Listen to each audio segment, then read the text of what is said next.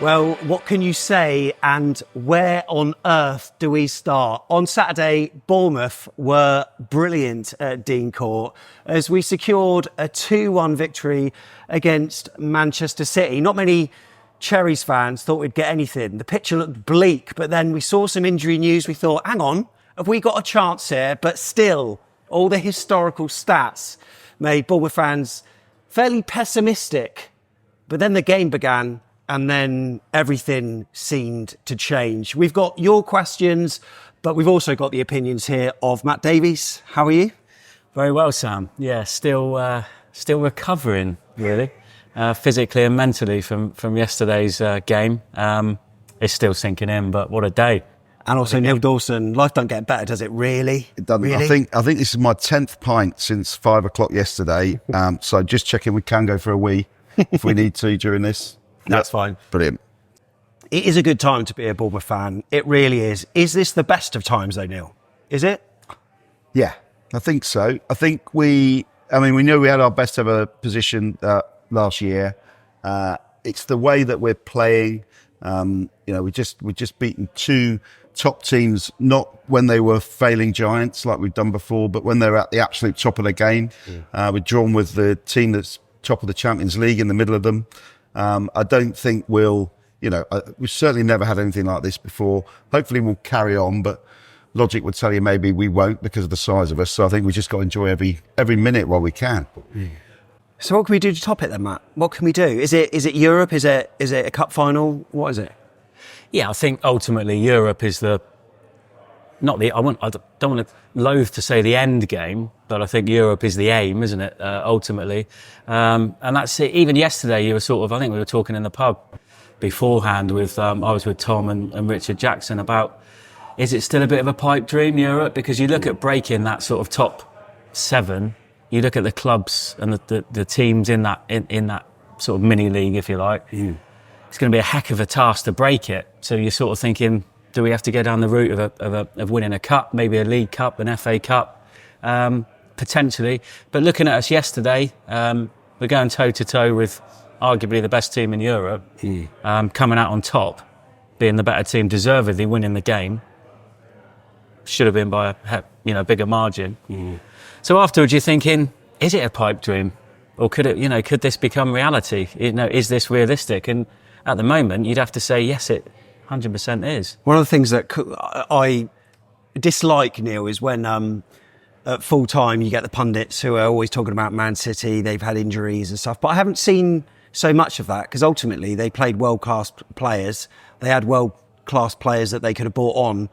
But often when a team like Bournemouth managed to get a result against a big side, there's always people keen to find a reason. But I think for once, people heaped praise on us. And the performance was one of the best I've seen in recent years. Would you agree? Yeah, because we kept going pretty much for 80 minutes against a great team. And I think I was really pleased they highlighted on Match of the Day as well that when Semenyo hit the post, we had 6 players in the penalty area trying to follow up. And in any era of years gone by, if we were 2-0 up against Manchester City, not that we ever have been, but had we been, we would have had 1 up front and we'd have had 5 centre-halves on, and we'd have been thinking we're just holding this out. But Andoni Iraola was still waving players up the pitch when we were 2-0 up, because I think he knows that is our best form of defence, is to keep teams down the other end. And go back to what you were talking about earlier. If you actually look at the table since for a calendar year, since this time last year, we would be in a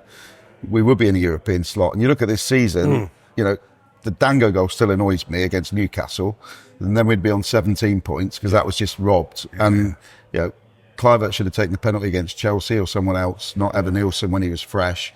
So it's only ever been the Liverpool game this year that I've watched and thought we're not gonna get anything out of this. So So is it just consistency we need now? Because I've chatted to so many Bournemouth fans who've said it would be so Bournemouth to lose at Brentford now.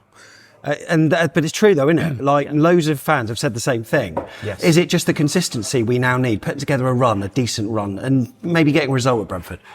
It is indeed, yeah. I think we're starting to the gap's narrowed, hasn't it? Between massively. We've stepped up a notch, and I would go on record now I would go as far as to say yesterday was probably the best AFC Bournemouth performance I've ever witnessed in my lifetime. Wow. And that is a heck of a statement, bearing in mind, you know, I always say it when I'm on camera, I've followed the club for 40 years, a bit like yourself, Neil, and yourself, Sam, almost. Yeah.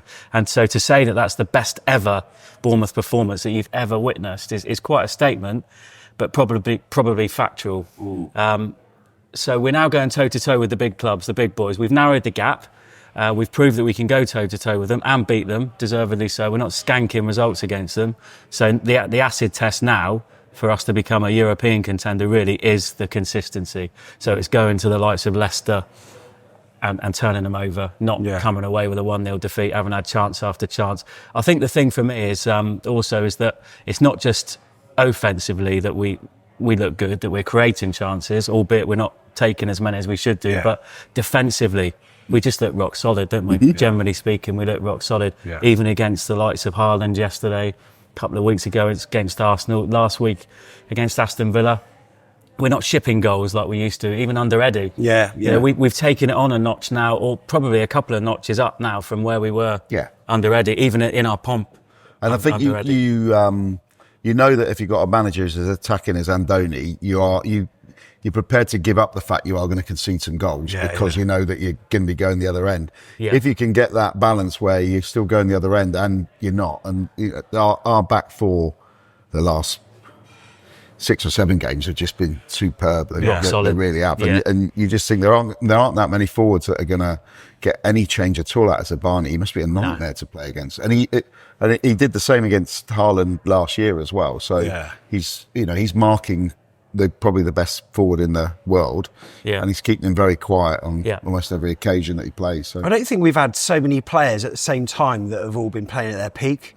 I mean, I'm not saying everyone in the team is playing at their peak, because there are still a few that could do better, but in terms of numbers, we seem to have a lot. We do, and that's testament to the manager and testament to the coaching staff as along with the players themselves.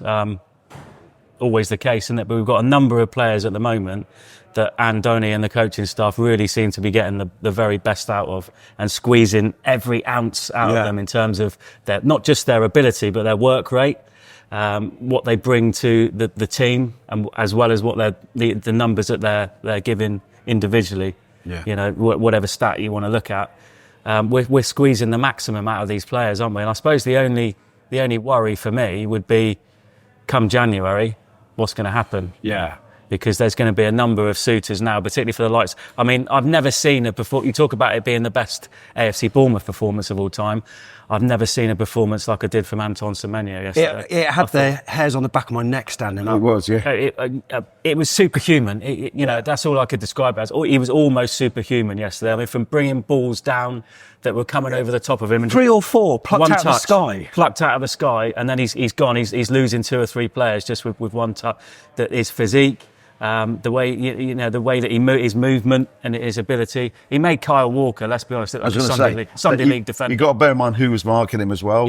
It wasn't some Norwegian guy we've never heard of for Brentford. It was Kyle Walker who dominates players every time he plays against them. Particularly whenever I've seen Man City play against Bournemouth, I've always thought Kyle Walker's just at another level. And yesterday he was made to look like a championship right back. Just having to face someone. Semenyo absolutely murdered him. There's one wonderful moment where he brought the ball down in front of Pep Guardiola, and he kind of knocked it one way past Kyle Walker, then the other, and went.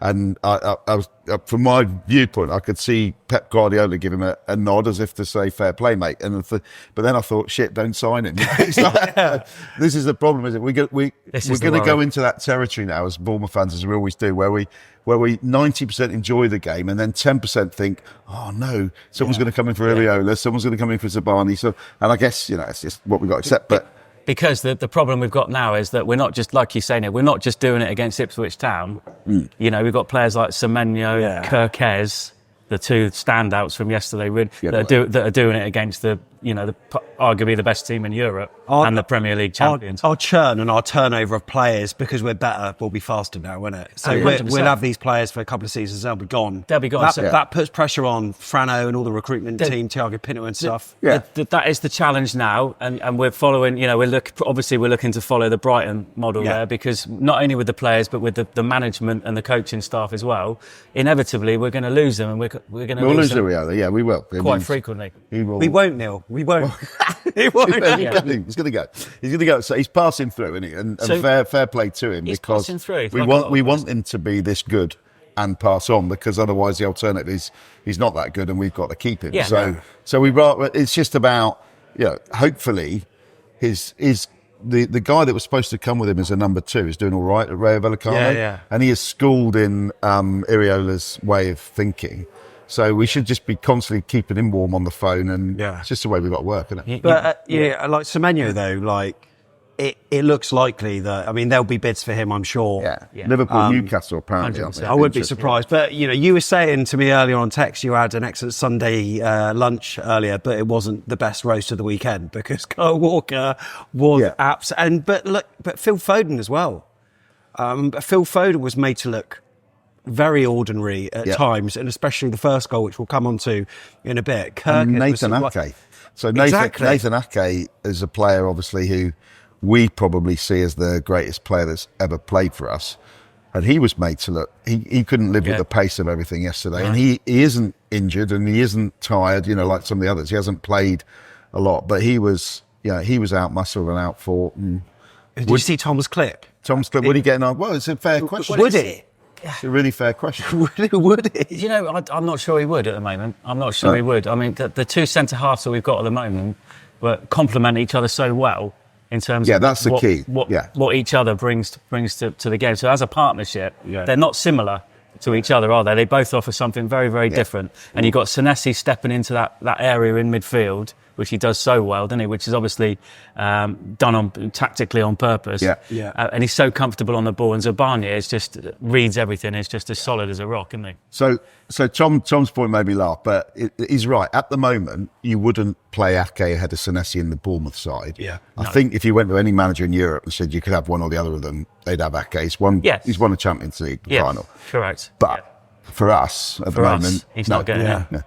It's absolutely madness. We got a lot to talk about, and as you may have seen, we're at the Goods Yard in Broadstone yet again. We film most of our second looks here. If you fancy getting involved, pop us an email. Details are on our website, afcbpodcast.com. Chat to Esme. She'll sort you out and make sure you tell them you came here because you watched Back of the Net. We'll take a look at the league table now.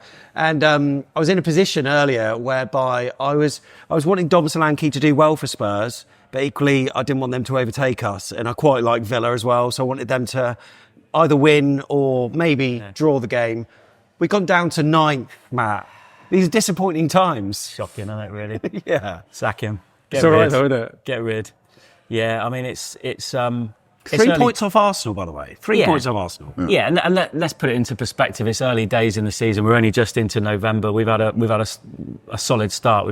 When you look at starts in recent years, particularly last year, it doesn't compare to it. So you'd have to say it's a fantastic start that we've had. But at this moment in time, I know we're all getting carried away a little bit and waxing lyrical about beating Arsenal at home, drawing at Villa and beating Man City, along with some of the other performances and results we've had this season. But at this moment in time, that's all it is, a solid start, isn't it? So we've got to now build. It goes back to what we were just saying earlier, boys, doesn't it? We've got to go now to the likes of Brentford and turn up again, and do the business again, and prove that we can not just mix it with the big boys and turn it on for the big occasion and the big games, so we can do the hard yards and the dirty work away from home. Now, the likes of Brentford, who are no mugs themselves. Yeah, we haven't a great away form this year. No, we're not a great away form. So we're not one, have we, away? Yeah, just Everton. Everton, yeah. But then we only turned up for 10 minutes on that. So turned up for 10 minutes. So we haven't, Leicester was poor. Leicester was disappointing, yeah. We haven't done an awful lot away. I think the really encouraging thing, if you want to be optimistic, and on a day after we've beaten Man City, we should be optimistic, is when you look at those stats around who's had the hardest start of the season, and us and Wolves have had the hardest to start, technically, on paper. of the season, and I think Wolves' league position demonstrates that. So we've played all of the top teams bar Spurs, and we've got the sort of middle and a few just above the bottom three to come. So and not supposed to have the easiest start, I think, technically on paper. So look where they are in third spot. So so I think there's a lot of call to be optimistic when you look at the fixtures coming up, as long as, like you say, we don't do a bit of an after the Lord Mayor's show and think we've made it. Yeah, that's the issue. And look, we always take a look at the baseline tracker when we win. Why we do this, I don't know. But Tom, this one is for you, because Bournemouth are top of the baseline tracker. So there is a good stat for you. But look, we need to talk about the team lineup when it came out. I don't think anyone was overly surprised at much of that, were you? No.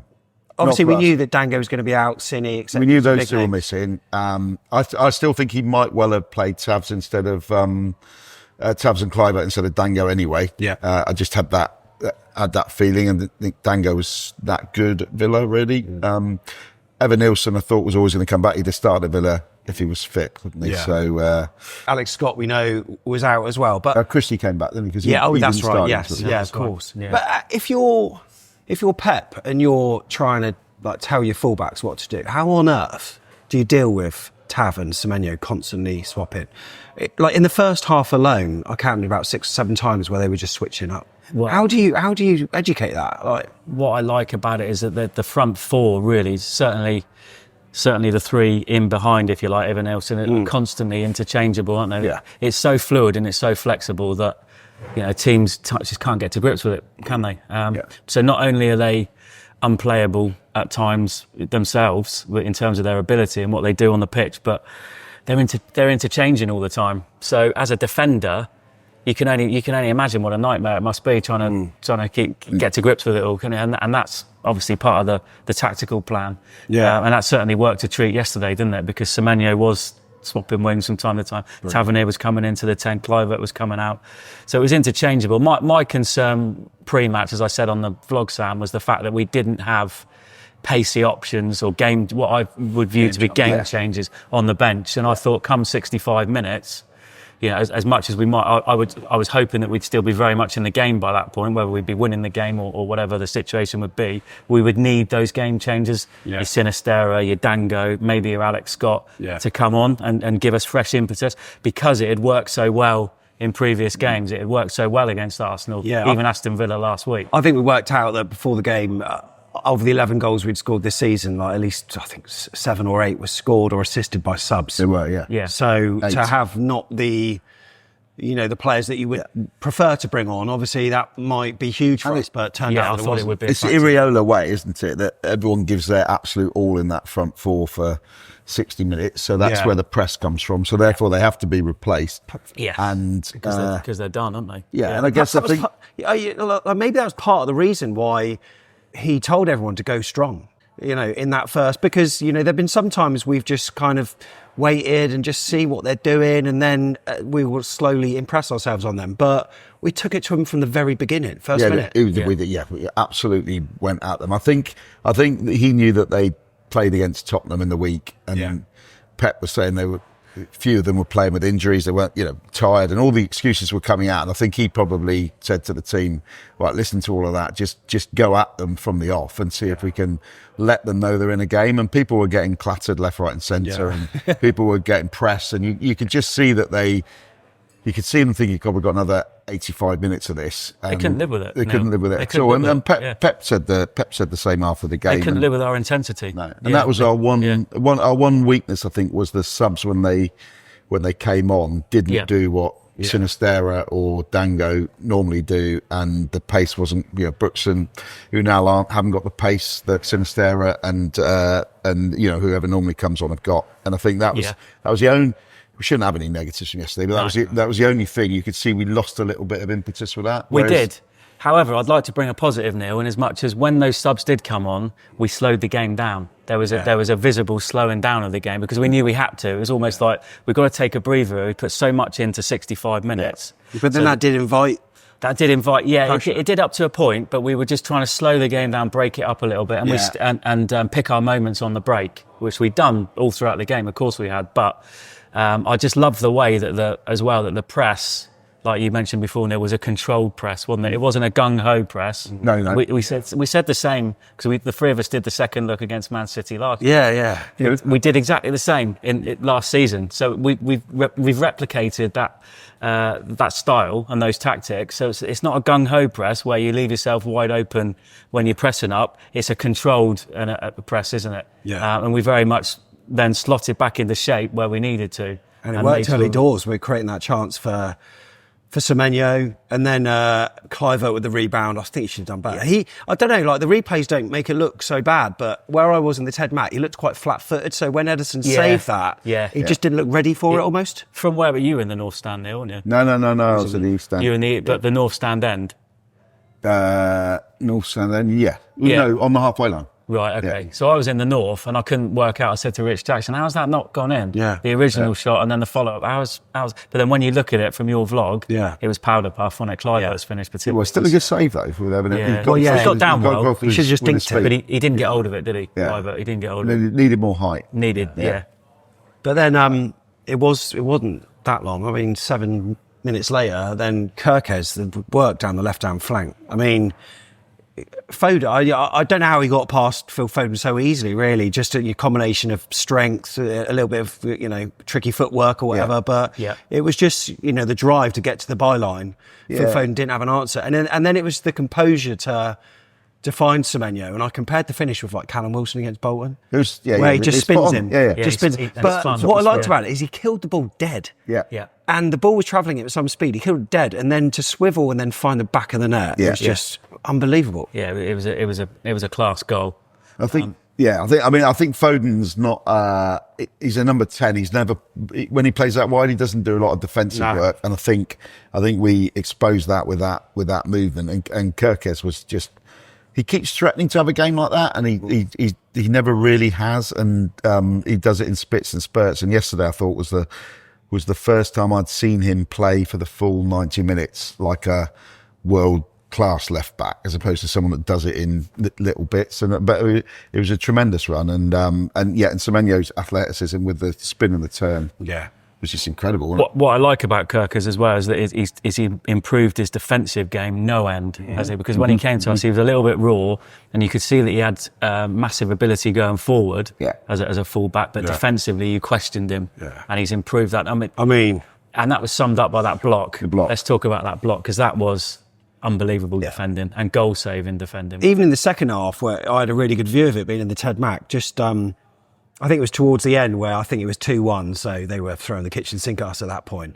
And just the way he was just getting in front of everything. Yeah. At least that kind of move that I hate seeing, but hands behind the back, but they have to. Yeah. But that it's hard to keep your balance when you're doing that. It's really hard to keep your balance, but he was moving everywhere like a crab and just getting in front of the ball, putting his body on the line. Yeah. But you're right though, that really summed up his game, that block he did in the first half. And I think we that first goal, we did a City on City, didn't we, with that first goal? That's the type of goal that you would expect City to score against us, isn't it? Yeah. With Foden getting in behind our full-back, pulling it back, and maybe Haaland controlling it like he does and banging it in the corner. Haaland was crap. We've out-City, haven't we? Wasn't he? Yeah, it's funny, I was saying that we've seen Haaland 5 times now. He scored 2, to be fair, in those 5 games against Bournemouth.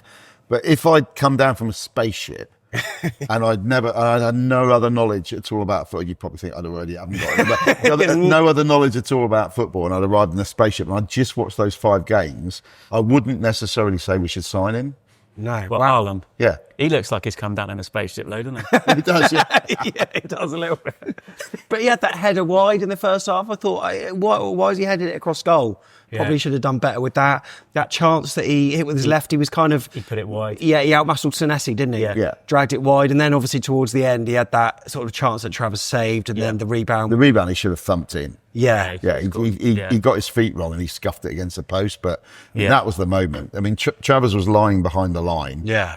So he didn't have to lift it. He could have just hit it low and it would have been given by the goal line system. So it was, But anyway, thank God he didn't. Yeah, you see chances like that and think, that happened towards the end of the game. Maybe Bournemouth were lucky to get that. But We weren't though, because we spurned our own chances. Yeah. We should have been at least 3-0 up by that, before they scored. It should have been 3 or 4. And I've watched, I think I texted you last night, Sam, didn't I? Yeah. And said I've been watching a few Man City, because I always like to get an opposition view as well to see what they thought about things. So 2 or 3 Manchester City vlogs and their fan reaction, obviously. Yeah. And they're all saying the same. They were well beaten. Yeah. Yeah, because you expect some of them to say, "Oh, we should have got something from it. Fancy losing to Bournemouth. Oh, they pub spanked team. it. Pub team, yeah, tin pot." But they all said, "Bournemouth, fair play, Bournemouth. We were well beaten. We should have been 3 or 4 down." To a man, they all said the same. Well, Smith's was the moment. That was the wasn't it? glaring opportunity, wasn't it? Yeah. And I was just so happy we held out to win, because Yeah. Adam Smith's been fantastic the last sort of calendar year, really.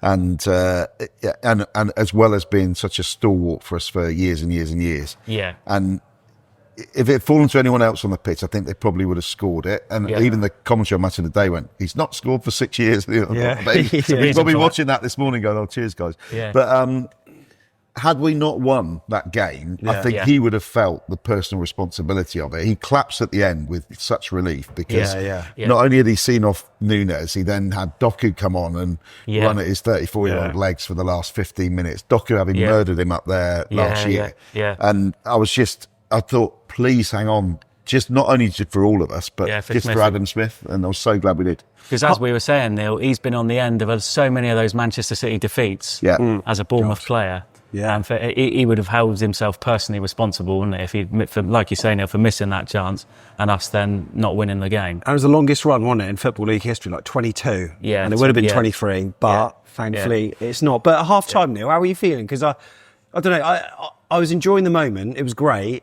But there's just that creeping sense of dread and that almost inevitability that they're going to come back at some point. But I don't know, I wanted to enjoy it, but equally I knew, like, it's almost like waiting for the phone call or something. It's just like, it's coming. Yeah. I didn't. So I think at half time, my overriding emotion was I'd always wanted to see us play like that against Manchester City. And we had for 45 minutes and we were 1-0 up. So in a perverse way, even if we'd gone out, given it our all and lost 2-1, I'd still be sat here tonight saying I was happy that we did that for 45 minutes. Yeah. And obviously I hoped that we could do it for the next 45 minutes. And as it turned out, we probably did. Yeah. But, bar the last sort of 6 or 7 where they were always going to have to give it a go. Have we drawn a half of football against them before? I think we might have once or twice in the past. Yeah, I think we did when the season Charlie Daniels scored that rocket. I think we won 1 at half time. Yeah, oh, that's right. Yeah, it was. At that point. I'm exactly the same as Neil, by the way. Yeah. I was saying this to people at half time. I said to people, no matter what happens from here, I've just seen 45 minutes where we have been unbelievable against the best team in Europe. So whatever happens from here, I'm a happy man. Well, that's what I mean. Like when you have a look at the average positions, and we'll put them on screen for people that are watching on YouTube, like when we would do it, when we would encounter one of these games at Eddie Howe, it would be often playing 5 at the back. Simpson. They would add, they would usually have 2 appearances against Man City. They would usually have every player in our half bar the goalkeeper. Yeah. And it'd almost feel like a sort of smash and grab. But we were so much more advanced. We were playing our way. It's not like they didn't dictate whatsoever. But this is what I love about Andoni Iraola, because 100%. even under Eddie Howe, certainly under Gary O'Neill, certainly under Scott Parker, you can only imagine how that game would have gone if we'd have got the goal that early. We would have got the goal, and before you know it, we'd got deeper and deeper and deeper. The press would have, any type of press that we had would have gone, evaporated, and we would have lost that game 3 or 4-1. Yeah. Andoni, he drives us forward. We're going toe-to-toe with these teams and outplaying them by being positive. And only it's the first time I've seen him make a negative substitution was when he brought on Housen. It was, yeah. But it was exactly the right time to do it, because there was, 2-3 minutes left in the football match where, yes, you are hanging on by that stage. And they're going to get corners. They're going to get corners. The opposition have got the bit between their teeth. Naturally, you can't stem that flow. So you've got to shore up your defence at that point. Bring on a defender for maybe an attacking player and see the game out. And that's exactly what he did. He got his tactics absolutely spot on once again, Iraola, didn't he, in terms of... Honorary mention for Unal as well, who we just gave him a hard time because he wasn't very quick. But he won 3 or 4 headers from corners after he came up. He did. So I think and Evanilson wouldn't have won those headers. It's not his game. So I think that's maybe that's part of why he comes on as well, because he's better in the air than some people. But no, without a without a shadow of a doubt, he was still waving the players up the pitch at all points. Brought Brooks on, brought Unal on. Every other manager we had might have brought one of them on, but the other one would have been a defensive change. Yeah. So I think he knows. And I'm so happy because I've been saying it for years. If you give Man City the ball for 20 minutes in front of your penalty area, and they don't score 2, something's wrong. Yeah. So I think he knows that. He realises the only hope is to keep them down the other end of the pitch. Absolutely. Yeah. So And what was so pleasing is that we did it. We didn't just have a go at it. We did it. We outplayed them. I mean, even the start of the second half, that chance. I mean, I didn't quite realise I was walking up with my coffee from the Ted Mac, and I think it was a long ball from Senesi. It managed to find Semenyo somehow. He managed to run onto it, and then it was a combination of him and Evanilson. But Evanilson with the final touch and should have just dinked it really. But should have done a hell of a start. Yeah, hell of a start. And I'm so pleased as well that Evanilson's developing into the player that we want him to develop into. Yeah. Because he put so much into that game yesterday, and not just the pleased for him getting goals of late, but his work rate and what he was doing off the ball and the holding the ball up and he coming deep where he needed to, bringing other players into play, and being a sort of integral part of the team, just like Dom Solanke was for us last season. Yeah. We're now starting to see that from Evanilson, aren't we? He's got a physical presence, Neil. We're still not reading his runs. So if you watch him really, I recommend anyone just watch him really closely during a game. He makes 7 or 8 brilliant runs a half that we don't find. Yeah. There was once, I think it was in the first minute, Christie slipped him straight through the middle. Yeah. And that's the ball that he's been praying for that ball since he joined. Yeah. And I thought, fantastic. And Christie, to be fair, him spotted it, slide ball through. If we make more of those balls, he will score more goals because we are putting him through. 100%, and that was what a finish. Well, we haven't got round to it. I mean, it was brilliant. It was a fortunate touch from Semenyo. It was like a back heel, but he just managed to kill it dead somehow. And then Isak Kirkes reminded me of Charlie Daniels, Norwich, 3-0, Benicophobe. 100%. Exactly like that. It was identical, but I think Evanilson was probably a bit further out. It was further out. Yeah, it was further out. Was there ever, I mean, I know that every goal is checked to see whether it's okay, but sometimes it goes to VAR on the screens and stuff, but when I was watching the replays on Match of the Day, I thought, that's quite tight. But obviously, he was well on. He was on, and it was devastating, wasn't it? The counter-attack was absolutely devastating. The pace and the movement behind it. Ball had to be first time. It had to be first time, and everything about it was absolutely pinpoint, wasn't it? It was so bang on, including, none less than the finish. We were right behind it. You must have had a great We were right behind it, and I tell you what, it was, I was so emotional at the end of the game because of what I just witnessed. That's unlike you, man. Yeah, I know. You've seen that before, I know. But I was in tears because of what we'd all just witnessed. Yeah, I had tears in my eyes. As a Bournemouth fan, you're just not used to seeing it. This is unprecedented. We're in uncharted territory now. Where we were talking about this before we came on air, weren't we? We won 3-0 at Manchester United last year, but I never thought in any point in that game that we weren't going to at least draw. Because they were so bad. And they were, they're a fallen giant, aren't they? No disrespect to them. Or all disrespect to them. but Man City are not a fallen giant. No. They're top of their game. People say they got injuries. That 11 that they named, probably any other manager in Europe would have picked that 11 ahead of our 11. Yeah, absolutely. They were, they're a phenomenal team when you look at who they've got out. And we bullied them. We out-City'd City. Yeah. Well, chances came for that. I mean, Foden had a chance. Very similar to set up to Semenyo's goal, really, where the ball's on the byline. Foden dragged it wide. But then moments later, Tavernier. That was the moment. I mean, that. And I didn't realise how you sent that photo of the screen grab from when Smith had the open goal in front of him. I didn't realise it was so bad because obviously when you're in the Ted Mac, we were at the back of it. You don't really know how close he is. You think, he could have been offside. He wasn't. But he should have done better with that.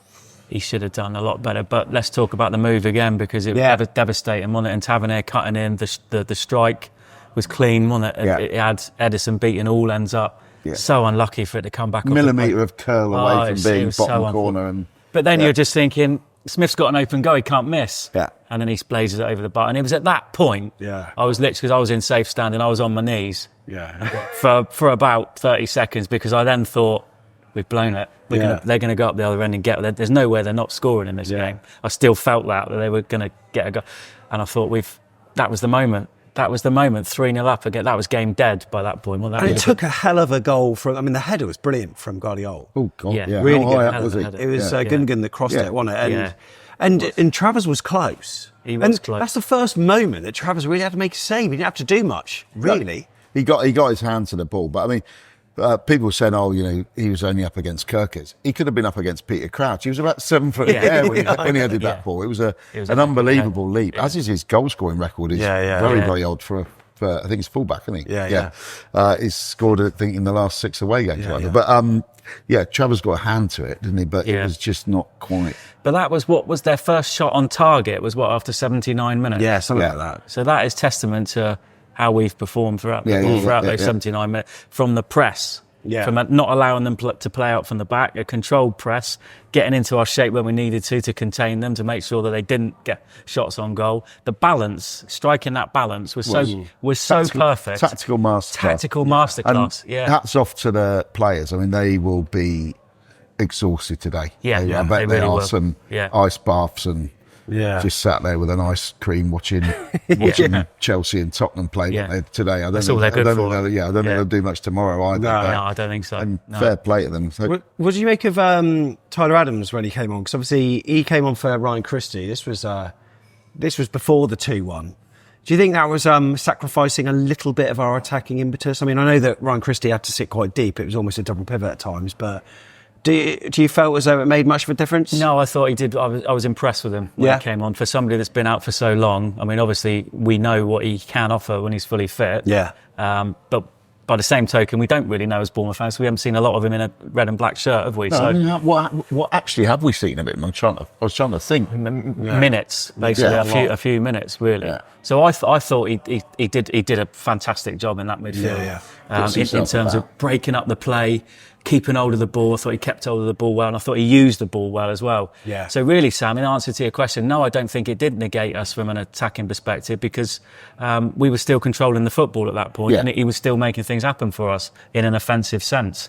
So it allowed that to continue. We've always worried about Christie going off, haven't we? Because when Scott comes on, he's a very different sort of player.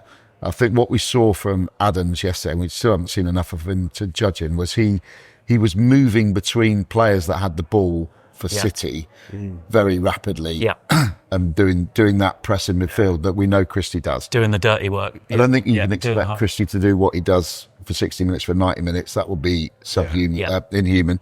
But the having someone that can come on that can do it. And if Adams gets fully fit and gets to the form he's shown for Leeds, that's going to be a big headache for Iraola. That's going to be because it won't be Cook that misses out. It'll be Christie or Adams. It'll be Christie or Adams. One of the fears that I had was when Jeremy Doku came on the left, and I feared for his feet are so quick. And you know what, like, he was linking up really well with, like Silva and Foden and stuff. And I don't think I've ever said no foul as many times as I did in the last 10 minutes of the game, because they were jinking around in the box, and that's when it's scary, isn't it?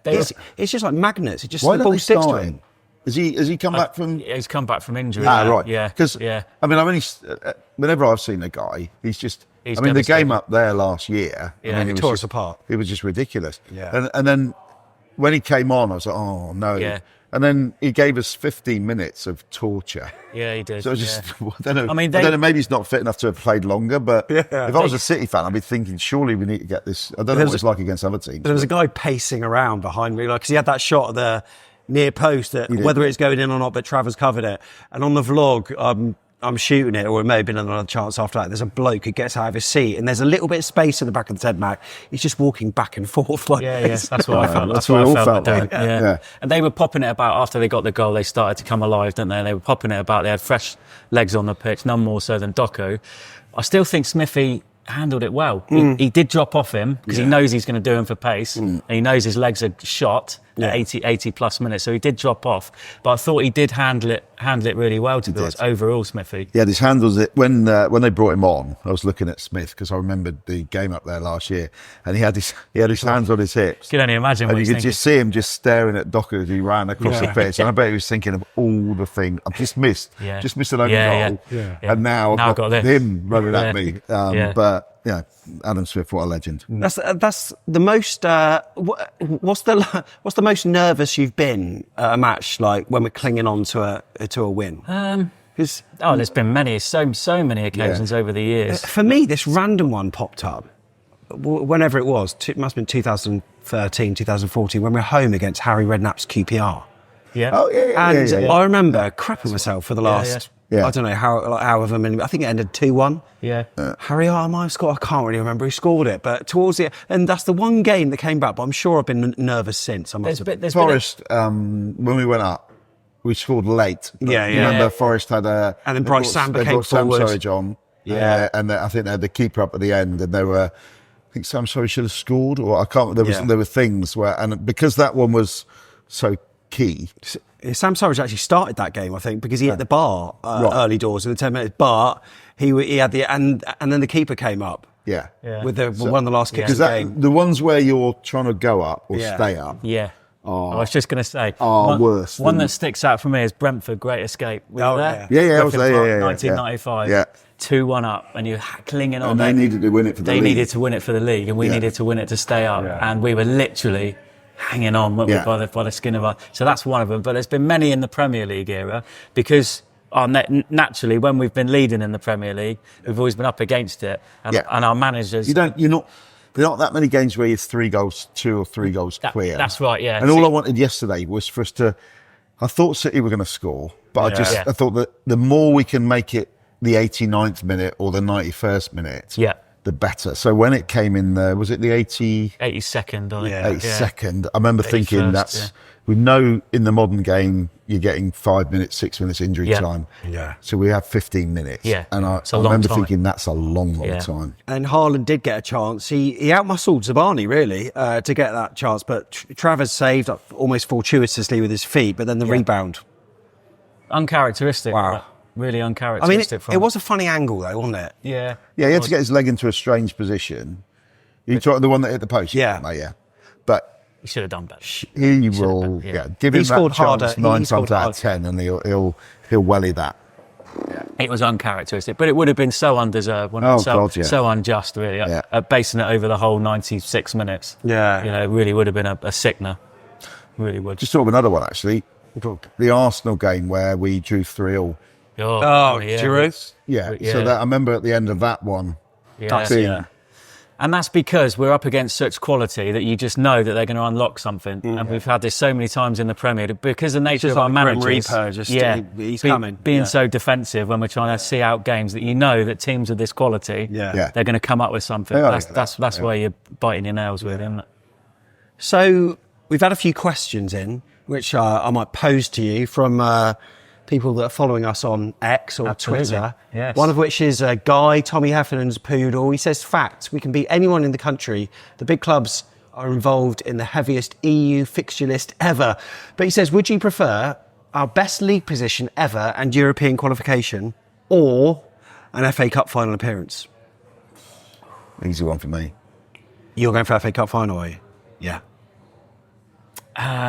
It's an age thing for us, our generation. Yeah, I think the FA Cup was, you're right, Neil, it was such a special tournament back in the day, wasn't it? Growing up, that I think winning we haven't won a major trophy, obviously, so for a club like ourselves to be able to do that and have that opportunity, I was gonna go for option 1, to be honest, to start with, but listening to Neil there, the chance to win an FA Cup, which will then qualify you for European football. They're both great options. Yeah, I think if you ask someone under 30, they'd say Europe every time. I think to our generation, I'd love to be in a FA Cup.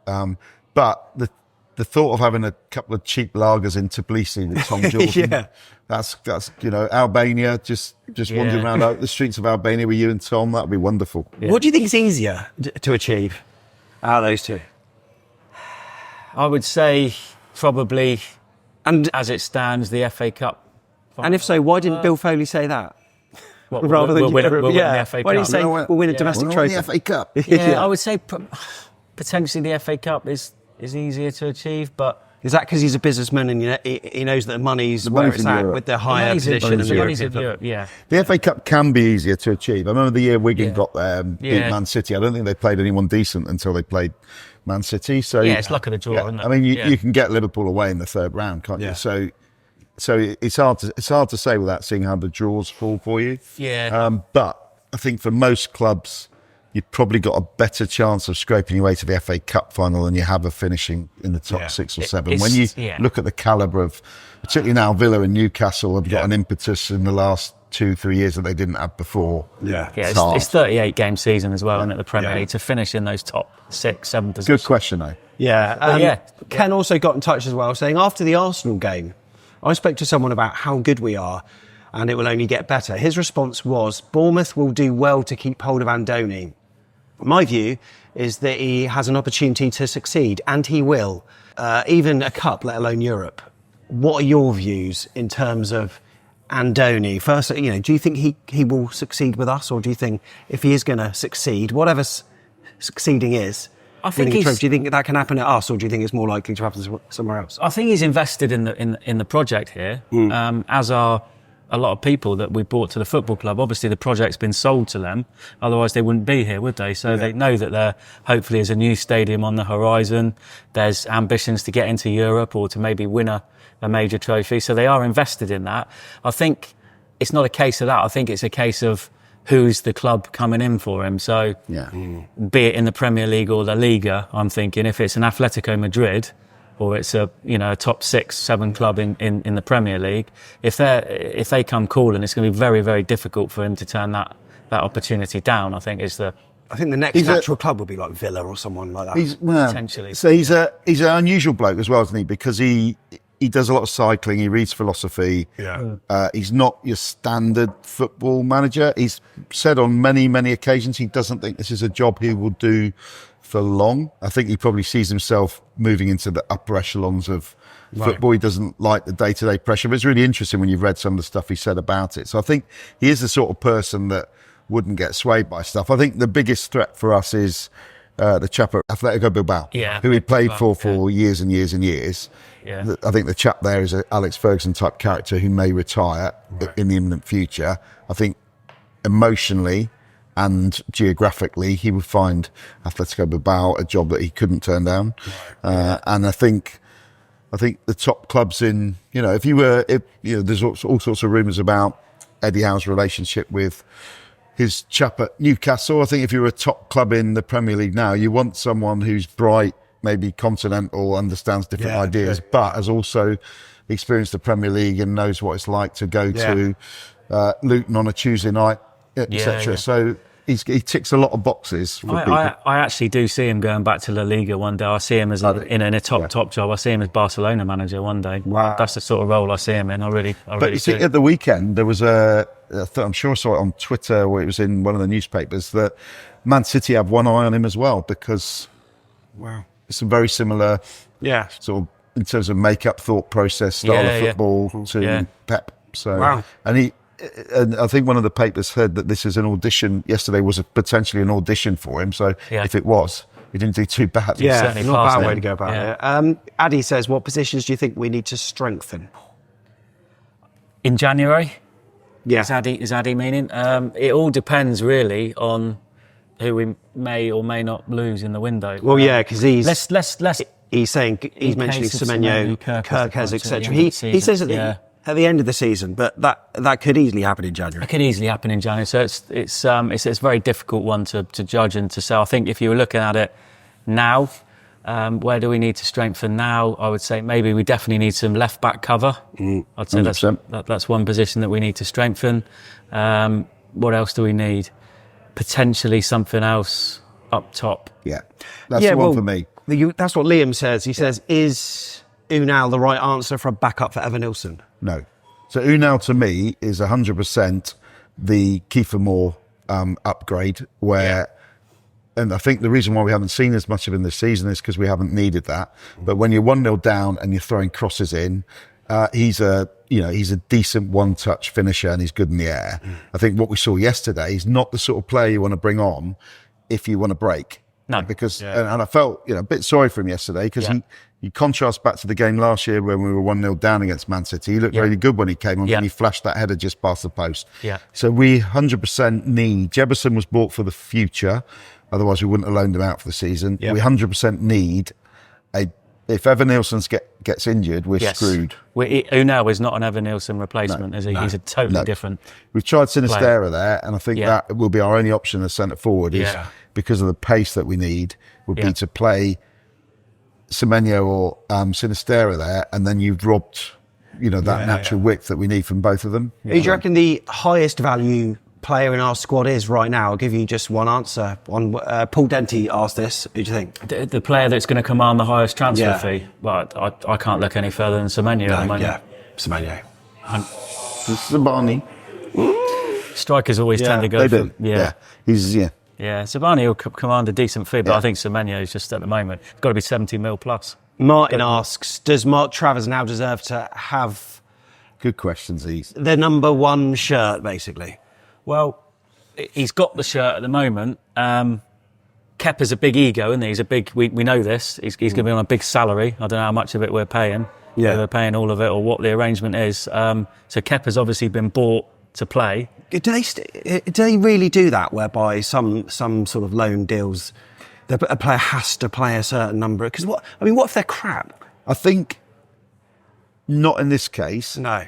I think I think people get confused. Back when we were in League One, you would get a player from a Man United or West Ham, probably more in those days. Yeah. The deal would be, we'll give you Jermaine Defoe or whoever it was, Rio Ferdinand, whoever, some great players, haven't we? Yeah. They've got to play. Yeah. Otherwise, we're going to bring them back. It's a waste of time. Don't come and ask us for a player next year because we're going to say no. Yeah. So I think for their development. Yes. Yeah. I think when you're in the Premier League and you're loaning a person, I don't think Chelsea will just loan Kepa out somewhere else. He's not going to play for them again. No. So I don't think they'll be that emotive about it. Yeah. He, though, is a big wage, he's a big salary.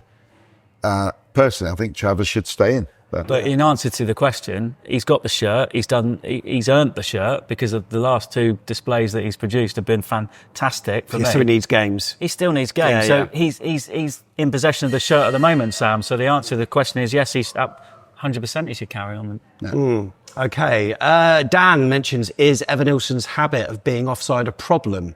Or is he just showing eagerness? I must admit, I can't really remember many times yesterday. I mean, I did query whether he was offside for the goal.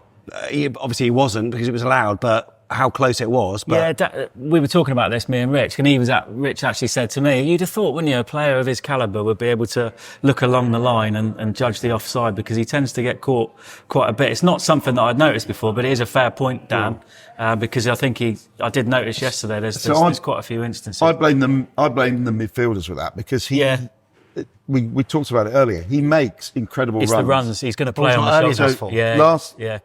Yesterday was the first time he was found on one of those runs, and he was found twice. Once we talked about when Christie slid him in first minute. Yeah. There was another one where Senesi played him over the top, and he got chested it, and he ran into the area in front of you. Yeah. But there were another 9 or 10 runs when no one found him. Yeah.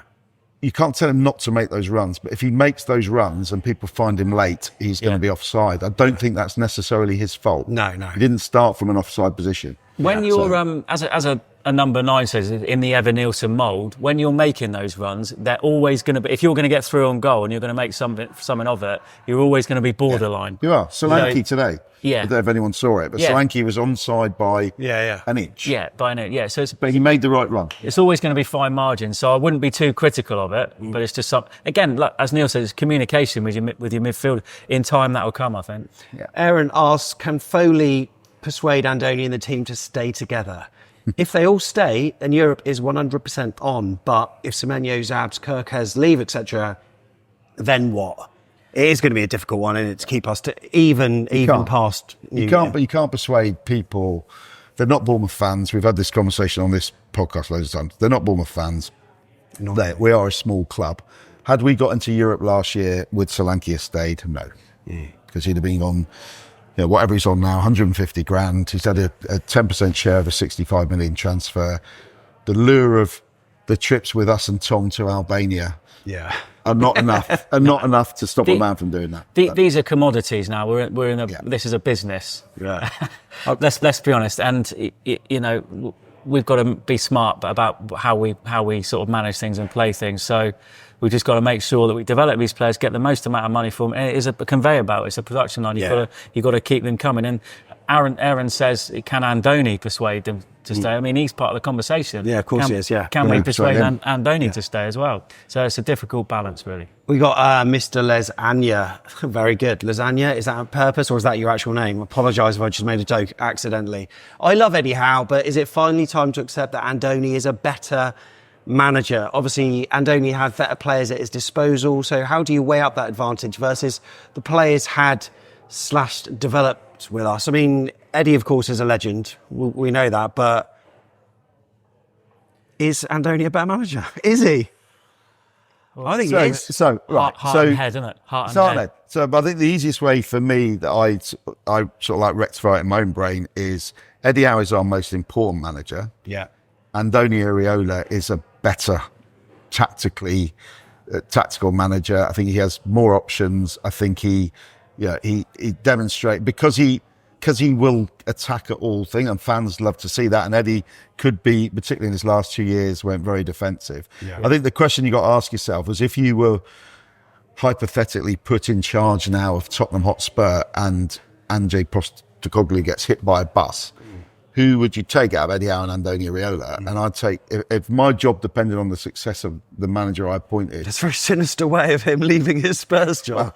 I mean, just imagine coming out with that press conference. I've just been hit by a bus, he's gone. Oh my God. That's Australians for you. Andoni's here though. Yeah. Every cloud. I would pick Andoni Iraola to run Spurs over. I think Neil's right, but I think Eddie Howe brings qualities to AFC Bournemouth that Andoni doesn't, in as much as he's an AFC Bournemouth fan, first and foremost. He's an AFC Bournemouth legend. Yeah. Andoni's not that. But you're absolutely right, Andoni Iraola, if you're judging it on purely football management and tactical nous and coaching, I would say Andoni's probably got the edge. But let's just say how fortunate we were to have had both of them, because you're right. You're asking to choose between a holiday in Hawaii and a holiday in Maldives. They're both brilliant. I'll go Maldives all day long. Final question from Lee. Will Lewis Cook ever be considered for England again in a Cherries shirt? I mean, his performances warrant it, in my opinion. If somebody's not watching him, and I know we're little old Bournemouth and there was a thing about it, there was a thing made about it with Solanke, but if somebody's not watching Lewis Cook and, players are being picked, similar players to Lewis Cook in the England setup ahead of him at the moment.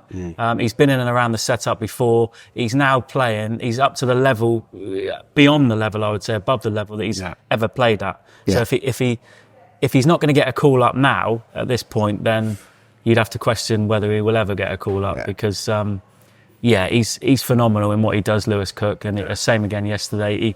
He does the ugly stuff so well. The work rate, his fitness, what he puts in, how he reads the game, everything that he brings, how he uses the football, his work off the ball, on the ball, how he links in that midfield is just. He is. He won't play for England because I just think there are bigger players at bigger clubs ahead of him. Not necessarily better players. Not necessarily better. It's just the way. Unfortunately, it's just the way of the world. It's the way it is. But let's link the last two questions together in terms of Iraola and Lewis Cook. It's worth remembering that Lewis Cook was fourth choice centre midfielder when Gary O'Neill was here. But Lerma, Billing and Rothwell used to get on the pitch before we brought Lewis Cook on. Yeah. Ryan Christie was a substitute winger for Gary O'Neill. The centre of our midfield now has been created by Andoni Iraola with our fourth choice central midfielder and our third choice winger. We've said this before, And they are now dominating Manchester City at home. So if you want to answer the question as is Iraola slightly better than Eddie Howe, in my opinion, for those sort of reasons, yes. He's had that vision and he's transformed those players. Yeah. And if you listen to Ryan Christie talk, when Iraola arrived at the club in the first week of training, he sat down with Ryan Christie and said, I had a different, he watched videos, countless videos, I have a different idea of how you can play. Bring Gary back. That's all we're saying. No, we don't want that to happen. Look, it's been a pleasure. It's flown by, guys. Matt, it's been brilliant to have you on. Thank you so much. No worries, always a pleasure, Sam. Always happy to come on and help out. I know we've been trying to get me on for a little while, but really pleased to be here. We signed the deals, everything's rubber Signed stamped. the contract, yeah. Really pleased to be here, and I really enjoyed it, boys. Really enjoyed it. And Neil, it's been great. Yeah, no, good to be back. We'll do Man City again next year, shall we? Yeah, shall Yeah, we? love it. Might as well. Be 3-0. Be 3-0 this time. Superb. Remember to give this video a like, or if you listen to the pod, you can give us a review. And why not subscribe if you are not already. It's been a pleasure, and up the cherries. Up the cherries. Cherries.